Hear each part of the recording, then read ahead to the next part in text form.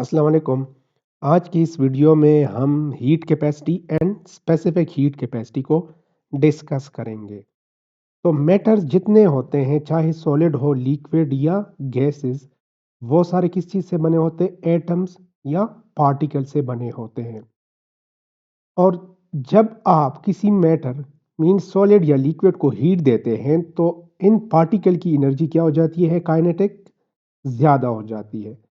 और एनर्जी ज़्यादा होने की वजह से ये वाइब्रेट करना स्टार्ट करते हैं, मींस मोशन में आ जाते हैं।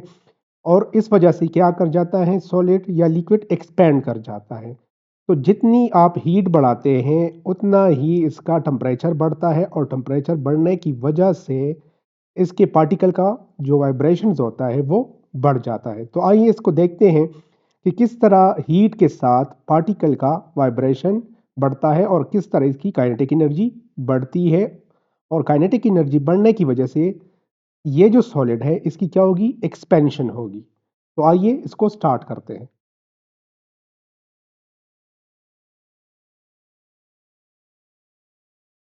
तो देख लीजिए, जैसे ही हीट बढ़ता जा रहा है तो हीट के साथ क्या हो रहा है कि पार्टिकल की काइनेटिक एनर्जी बढ़ रही है, और काइनेटिक एनर्जी बढ़ने की वजह से पार्टिकल वाइब्रेट कर रहे हैं और साथ साथ एक्सपेंड कर रहे हैं। ठीक है। तो ये एक्सपेंशन किस वजह से हो रही है? हीट की इंक्रीज की वजह से हो रही है। और एक पॉइंट ऐसा आएगा कि ये सारे पार्टिकल क्या हो जाएंगे? इवापोरेट कर जाएंगे अगर ये लिक्विड हो। तो आप देख सकते हैं कि हीट के साथ काइनेटिक एनर्जी क्या हो रही है? बढ़ रही है।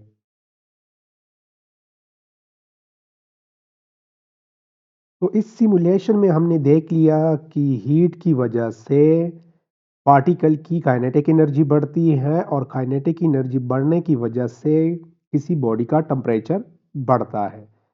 अब अगर बॉडी बड़ी होगी, हैवी ऑब्जेक्ट होगा, और दूसरा होगा स्मॉल ऑब्जेक्ट, तो स्मॉल ऑब्जेक्ट का टेम्परेचर जल्दी बढ़ेगा और हैवी ऑब्जेक्ट का थोड़ा ग्रेजुअली स्लो स्लो बढ़ेगा। दूसरा, ये किस चीज़ पे डिपेंड करता है? मटेरियल पे डिपेंड करता है। अब अगर आप वाटर को हीट देंगे और साथ आप जो है सिल्वर को हीट देंगे, तो सिल्वर जो है वो उसका टेम्परेचर जल्दी बढ़ेगा, इंक्रीज होगा, और वाटर का जो है वो स्लोली इंक्रीज होगा। तो आइए अपने टॉपिक की तरफ, heat capacity and specific heat capacity. तो इन दोनों में फ़र्क है, तो आइए हीट कैपेसिटी को भी पढ़ते हैं और साथ में इन दोनों का फ़र्क भी पढ़ते हैं। तो पहला है हीट और thermal capacity. The quantity of heat required to raise the temperature of a substance of mass by 1 degree Celsius or 1 Kelvin is called heat capacity of that substance। तो इसमें क्या कह रहे हैं कि आप किसी बॉडी को जब हीट देते हैं और हीट की वजह से इस बॉडी का टेम्परेचर 1 डिग्री सेल्सियस और 1 केल्विन बढ़ जाए, तो उसको हम क्या बोलते हैं? Heat capacity. फॉर एग्जांपल, इस बॉडी का टेम्परेचर था 25 डिग्री सेंटीग्रेड, और आपने 300 जाउल जो है इसको हीट दे दी, और इसकी वजह से इसका टेम्परेचर इंक्रीज हो गया, 26 हो गया, 1 डिग्री इंक्रीज हो गया। तो ये आपने क्या कर दिया? आपने ये हीट कैपेसिटी हो गई इसकी। ठीक है, ये कितनी हो गई? इसकी हीट कैपेसिटी हो गई। मतलब इतनी हीट रिक्वायर्ड थी इस बॉडी को कि इसका टेम्परेचर 1 डिग्री इंक्रीज कर जाए। तो for example, if Q delta Q change in heat is the change in heat and delta T is the change in temperature, then heat capacity किस चीज की इक्वल होगी? Change in heat divided by change in temperature of that body. अच्छा, अब इसका unit क्या है specific heat capacity का? तो हीट का यूनिट होता है जाउल, क्योंकि एक एनर्जी है, और टेम्परेचर का यूनिट होता है केल्विन, तो इसको हम जाउल इनटू केल्विन इनवर्स भी लिख सकते हैं।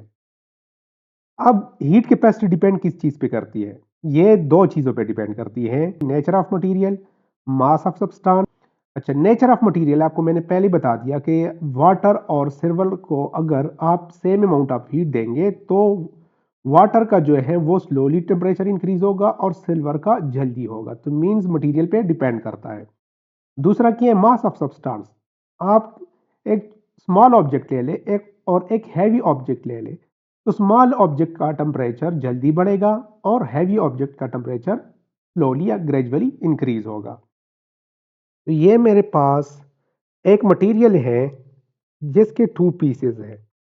एक का मास कम है मीन साइज कम है और दूसरे का साइज ज्यादा है।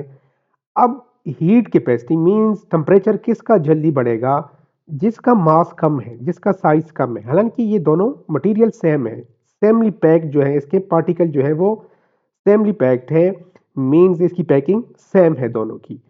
तो अब देखते हैं कि सेम अमाउंट ऑफ हीट देने से किसका टेम्परेचर ज्यादा बढ़ता है।